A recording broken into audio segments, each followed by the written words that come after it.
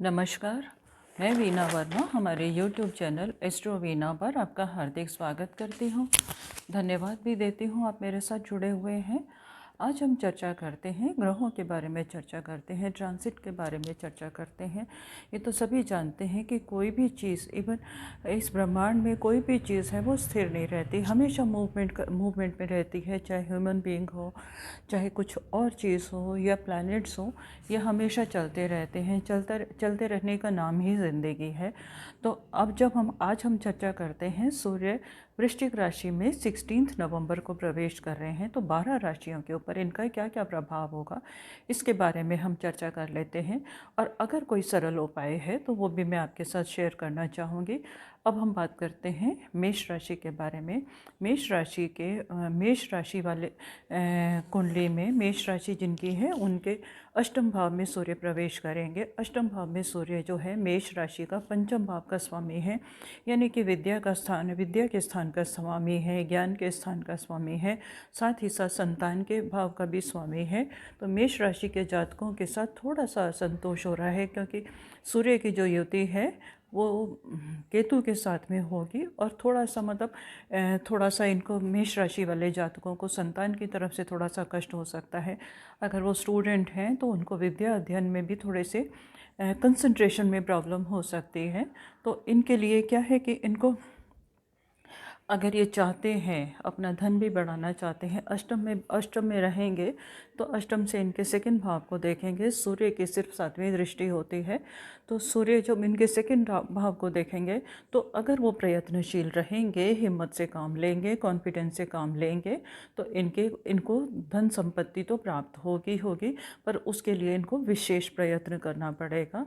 और अगर ये चाहते हैं कि इनका जो सब कुछ है वो अनुकूल चलता रहे, तो उसके लिए क्या है कि मंदिर में ये थोड़ा सा गुड़ और मसूर की दाल का दान करेंगे तो समय इनके अनुकूल जाएगा और ये समय जो है बड़े प्यार से आराम से निकल जाएगा। अब हम आ जाते हैं वृषभ राशि के ऊपर। वृषभ राशि के सप्तम स्थान में विराजमान रहेंगे और इनके चतुर्थ स्थान का स्वामी है। तो इनके साथ में क्या होना है कि इनको जो है सुख सुविधाओं की प्राप्ति होगी। चतुर्थ भाव का स्वामी है। चाहे वृषभ राशि के साथ, शुक्र की राशि के साथ इसके संबंध बहुत ज़्यादा अच्छे नहीं हैं, परंतु जहाँ पर ये विराजमान हो जाते हैं ट्रांसिट में, जैसे जैसे मूवमेंट चेंज होती है तो ये उसके अकॉर्डिंग कई बार बहुत शुभ फल भी देते हैं। तो इनके सप्तम स्थान में विराजमान रहेंगे तो इनको जीवन साथी का सुख प्राप्त होगा। सेवंथ में रहेंगे, परंतु क्या है कि जीवन साथी का सुख तो प्राप्त होगा, परंतु उसमें जो जीवन साथी का प्रभुत्व जो है वो बढ़ जाने वाला है और उनको थोड़ी सी समाज में सम्मान भी मिलेगा और सम्मानित होंगे। और अगर ये किसी व्यापार में हैं तो इनको व्यापार अनुकूल इनके साथ में होगा। प्रॉपर्टी से संबंधित मामले जो हैं इनके अनुकूल रिजल्ट देंगे। अगर ये कुछ सुख साधन खरीदना चाहते हैं तो इस समय में ये बिल्कुल खरीद सकते हैं, बिल्कुल अनुकूल समय है। माता की तरफ से भी इनको कुछ ना कुछ शुभ समाचार मिलेगा, कोई ना कोई लाभ इनको मिलेगा, माता से मिलेगा। और मानसिक जो है इनके हृदय में चतुर्थ स्थान के स्वामी हैं और वो वृषभ राशि को देख रहे हैं, तो क्या है कि इनके मन में, हृदय में ना थोड़ी सी अशांति रहेगी। सब कुछ होने के बाद कई बार ऐसा होता है कि हमें सेटिस्फेक्शन नहीं होती, तो वो ये सब इनके साथ में रहेगा। इनको क्या करना चाहिए कि तांबे के लोटे से सूर्य को जल चढ़ाते रहेंगे तो इनके लिए बहुत अनुकूल रहेगा और इनको शुभ परिणाम मिलेंगे और थोड़ा सा एनर्जी इनकी बरकरार रहेगी और जो ये चाहेंगे मानसिक अशांति जो है वो कंट्रोल में आ जाएगी। अब हम आ जाते हैं मिथुन राशि के ऊपर। मिथुन राशि बुध की राशि है और इसका स्वामी बुध है और ये क्या है कि ये डुअल साइन है, बहुत सेंसिटिव राशि है और इनके थर्ड हाउस का स्वामी है, इनके छठे भाव में विराजमान होने वाला है। क्या है कि थर्ड हाउस का स्वामी छठे हाउस में विराजमान होगा तो परिस्थितियां तो इनके लिए चैलेंजेस होंगी, परंतु इनका आत्मविश्वास बना रहेगा। आत्मविश्वास के दम पर ये चाहेंगे तो आगे बढ़ जाएंगे। अगर किसी प्रतियोगिता परीक्षा में अप्लाई कर रहे हैं या प्रतियोगिता परीक्षा दे रहे हैं या कोई इंटरव्यू है तो उसमें इनको सफलता मिलेगी। ये समय इनके लिए अनुकूल है, परंतु अपना जो कॉन्फिडेंस लेवल है इसको कमज़ोर ना पड़ने दें। अपने आत्मविश्वास के दम पर ही ये आगे बढ़ेंगे। और जो विरोधी हैं, इनके जो कॉम्पिटिटर हैं, जो इनको किसी भी चीज़ में नीचा दिखाना चाहते हैं या किसी भी तरह से इनके साथ में स्पर्धा है, तो उनको सफलता नहीं मिलेगी। ये विरोधियों के ऊपर हावी रहेंगे और ये अपने काम में सफल हो जाएंगे जो भी ये चाहते हैं। तो अपने पे सिर्फ आत्मविश्वास को बनाए रखें और अपने से बुज़ुर्गों की बातों को माने, उनकी ब्लेसिंग्स लें, तो इनको आगे सफलता मिलती चली जाएगी। बस आर्ग्यूमेंट से इनको बच के रहना है। अब हम आ जाते हैं कर्क राशि के ऊपर। कर्क राशि में ये पंचम स्थान में विराजमान होने वाले हैं और पंचम स्थान में इनके धन भाव के स्वामी हैं। धन भाव का स्वामी का पंचम में है, पंचम में विराजमान होंगे तो इनको अपनी सूझबूझ से धन की वृद्धि होगी, कोष की वृद्धि होगी। परंतु सूर्य जो है मतलब असंतोष देगा। धन भाव का स्वामी है, पंचम में विराजमान है, सूझबूझ से धन की प्राप्ति तो होगी होगी, परंतु सूर्य कभी भी सेटिस्फाई नहीं होता। इनको अपनी इमेज का रहता है, तो इनको थोड़ा सा प्रतिष्ठा का भी रहेगा, परंतु कोष वृद्धि इनकी होगी। और संतान की तरफ से थोड़ा सा परेशानी इनको सामना करना पड़ सकता है। हो सकता है संतान जो है कुछ इस तरह के बातें इनके साथ में बोले या उनको कुछ भी ऐसी बात इनको बुरी लग जाए, तो ये टेम्पररी फेस है, उसको इग्नोर करेंगे तो इनके लिए बहुत अच्छा रहेगा। और इनको विद्या के क्षेत्र में उन्नति तो मिलेगी, पर उसके लिए थोड़ा सा इनको कंट्रोल, अपने ऊपर थोड़ा सा कंट्रोल करना पड़ेगा, अपनी भावनाओं के ऊपर कंट्रोल करना पड़ेगा। फोकस बना के रखेंगे तो विद्या में इनको अनुकूल परिणाम मिलेंगे। और इनके जो जीवन में है, जो इनका व्यक्तित्व जो है वो प्रभावशाली होगा और जैसा ये चाहेंगे इनका समाज में प्रतिष्ठा इनकी बढ़ने वाली है। अब हम आ जाते हैं सिंह राशि के ऊपर। सिंह राशि का इनका खुद का स्वामी सूर्य है और इनके चतुर्थ भाव में विराजमान है। चतुर्थ भाव में विराजमान होने के बाद इनको सुख सातों में वृद्धि होगी। माता की तरफ से इनको सहयोग मिलेगा और कुछ ना कुछ माता की तरफ से इनको गिफ्ट मिलने की भी संभावना है। और अगर क्या है कि बस थोड़ा सा अब ये है हृदय की तरफ ये विराजमान है, घर में भी है, तो इनको हो सकता है घर की तरफ से कोई असंतोष हो और वैमनस्यता रहे, मतलब किसी भी चीज़ में मन ना लगे और ऐसा लगे कि जैसे कि हम बिल्कुल अलग अलग थलग हैं, ऐसा इनके साथ हो सकता है। तो अपने आप को चेंज करें, लोगों के साथ एंटरटेन करें, लोगों की कंपनी एंजॉय करें, तो इन्हें कोई परेशानी नहीं होगी। ये टेम्पररी फेज़ है, आगे इनको लाभ मिलेंगे। अब हम आ जाते हैं कन्या राशि के ऊपर। कन्या राशि में ये थर्ड हाउस में विराजमान रहेंगे, केतु के साथ रहेंगे। और क्या है कि इनका जो पराक्रम है वो थोड़ा सा बढ़ जाएगा, इनके अंदर हिम्मत आ जाएगी। परंतु द्वादश भाव का स्वामी है तो खर्चों को इनको कंट्रोल करना पड़ेगा। कहीं उत्तेजना में आके एक्साइट होके ऐसे अननेसेसरी के खर्चे ये ना कर लें कि बाद में इनको पछताना पड़े और इनका बजट बिगड़ जाए। इस चीज़ का इनको ध्यान रखेगा। कॉन्फिडेंस इनका बड़ा रहेगा। और रिलेशनशिप में जो है विदेश में अगर ये हैं और विदेश में इनका कोई कारोबार है तो वहाँ इनको सफलता मिलने वाली है। और अपने स्थान से, अपने जन्म स्थान से दूर इनको प्रतिष्ठा मिलेगी। समाज में इनको सम्मान मिलेगा, ऐसा इनका संकेत है। और अपने दम पर, अपनी कॉन्फिडेंस के ऊपर, अपनी मेहनत के दम पर ये आगे बढ़ सकते हैं और इन्हें सफलता मिलेगी। अब हम आ जाते हैं तुला राशि के ऊपर। तुला राशि के ये सेकंड हाउस में विराजमान होने वाले हैं, केतु के साथ विराजमान होंगे और इनके 11th हाउस के स्वामी हैं। तो इनको अपने पुरुषार्थ से, अपनी मेहनत से सफलता तो मिलेगी, परंतु केतु के साथ विराजमान है तो कुछ असंतोष रहेगा। असंतोष जैसे कि जो भी हमें मिल रहा है उससे सेटिस्फेक्शन ना होना, मन में ये रहेगा कि हमने तो इतना एफर्ट किया, हम इतना डिज़र्व करते हैं और हमें इतना कम क्यों मिल रहा है, ऐसा इनके साथ में रहेगा। इनको वाणी के ऊपर कंट्रोल करना चाहिए। केतु के साथ में विराजमान है तो इनको कोई भी ऐसे अपशब्द नहीं बोलने चाहिए जिससे कि इनकी प्रतिष्ठा में हानि हो और लोग इनके बारे में, इनकी जो इमेज वैसे ही बहुत अच्छी रहती है, परंतु इनकी इमेज को गलत समझना लगे, गलत ना समझने लगे। क्योंकि एक बार अगर हमारी इमेज ख़राब हो जाती है तो उसको ठीक करने में हमें बहुत टाइम लगता है। तो ये जो भी बोलें, अपने मुख से जो भी बात बोलें वो सोच समझ के बोलेंगे तो इनको आगे कोई परेशानी नहीं होगी। और अगर ये चाहते हैं कि इनके साथ में सब कुछ अच्छा हो, वेल्थ भी इनके पास बराबर आती रहे, तो सुबह सुबह ये थोड़ा सा हनी ले सकते हैं, थोड़ा सा गुड़ का सेवन कर सकते हैं, और गुड़ ये मंदिर में भी दान कर सकते हैं, तो इनको अपार सफलता मिल जाएगी। अब हम आ जाते हैं वृश्चिक राशि के ऊपर।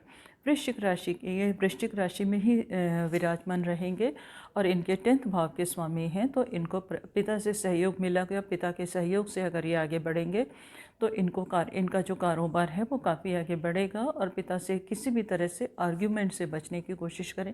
कभी कभी ऐसा होता है कि हमारे विचार जो है किसी के साथ नहीं मिलते, तो अगर हम उसको उस वक्त इग्नोर कर दें तो हमारे को आगे लाभ ही मिलता है। हमें पिता से हमें कभी भी आर्ग्यूमेंट नहीं करना चाहिए। अगर हमें उनकी कोई बात नहीं समझ में आ रही तो हम इग्नोर करें और बाद में उनसे बात कर सकते हैं, सॉर्ट आउट कर सकते हैं, तो हमें कोई परेशानी नहीं होगी। और पार्टनरशिप में अगर इनका कोई काम चल रहा है, बिजनेस चल रहा है, तो उसमें थोड़ा सा ये ध्यान से आगे बढ़ें। कभी कभी ऐसा होता है कि हम तो सही होते हैं, पर हम जब दूसरा हमारे ऊपर डिपेंड होता है या दूसरे के साथ हम काम करते हैं, तो ज़रूरी नहीं है कि उसके विचार हमारे पास आपस में मिले। तो ये टेम्प्रेरी फेज़ है। इस वक्त थोड़ा सा संयम से काम ले। अगर आपके साथ में, पार्टनर के साथ में या जीवन साथी के साथ में कोई वैचारिक मतभेद होता है, तो अपने गुस्से को कंट्रोल रखेंगे तो इनको कोई परेशानी नहीं होगी। आगे ये जो समय फेज़ निकल जाएगा और आगे इनका जो जीवन है वो सुखमय होगा। तो उसके लिए क्या है कि एक तो आपस में बैठ के विचारों से आदान प्रदान करें, एक दूसरे से बातचीत करके सुलझाने की कोशिश करें।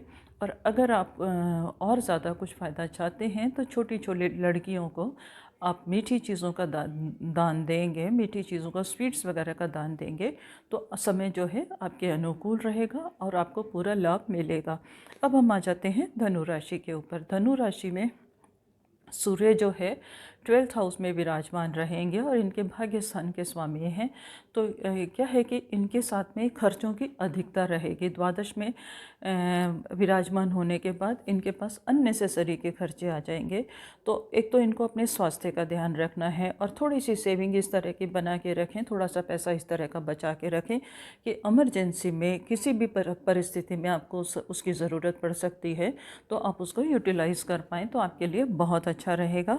और धर्म कर्म में थोड़ी सी अरुचि हो जाएगी। कभी कभी ऐसा होता है कि हम लोग ही सोचने लगते हैं कि हम इतने टाइम से ये कर रहे हैं, कभी हमारा धार्मिक कार्यों में हम करते हैं, फिर हमारा मन नहीं लगता, तो थोड़ा सा किसी भी तरीके से अपने ध्यान को वहाँ पर लगा के रखेंगे तो आपको सफलता मिलेगी। क्योंकि धर्म में अरुचि होना बिल्कुल ठीक नहीं है आपके लिए।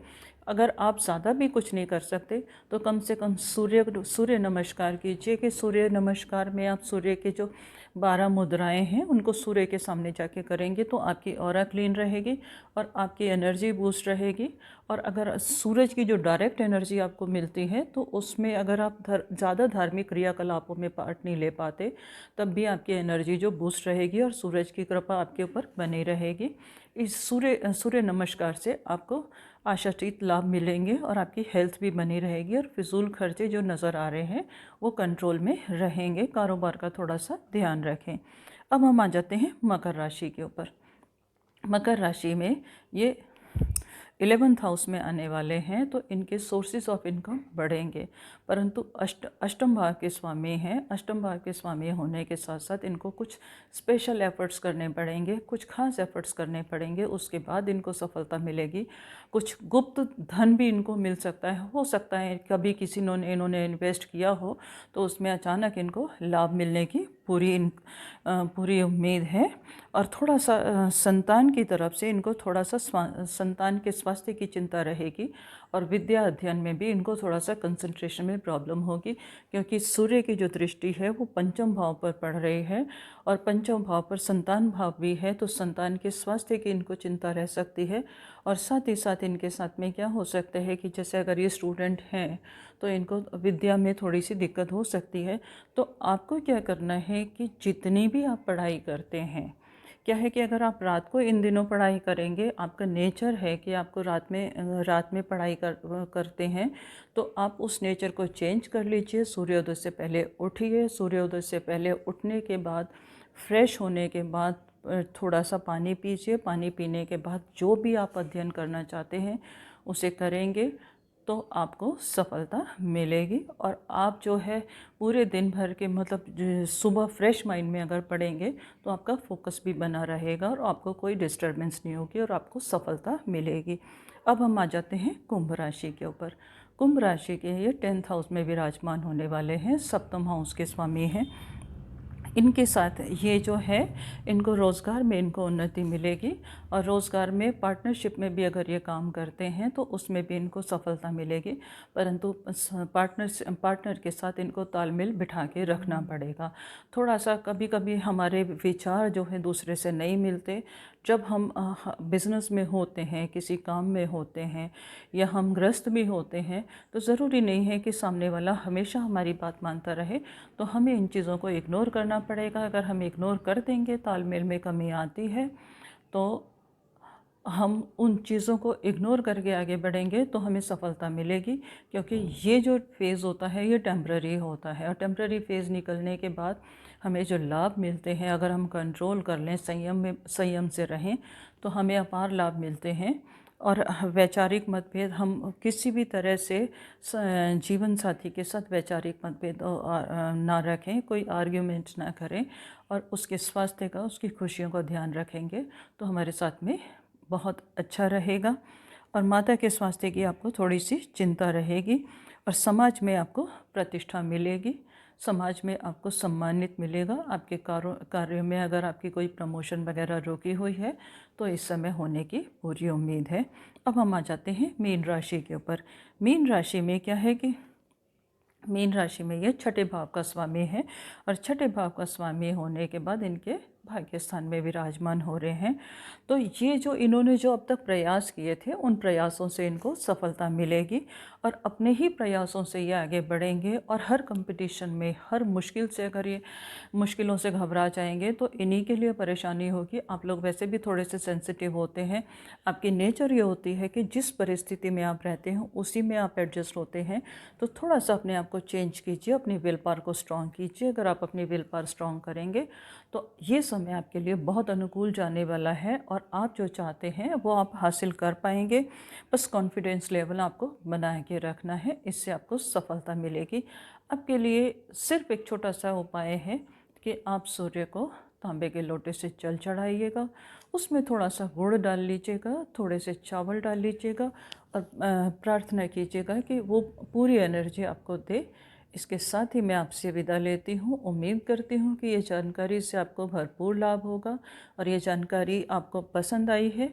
और अगर आपका मन में कोई सवाल है तो आप मुझे लिख के भेजिएगा। डेफिनेटली मैं आपको सलाह देने की कोशिश करूँगी और आपकी जो प्रॉब्लम्स हैं उनको दूर करने की कोशिश करूँगी। धन्यवाद।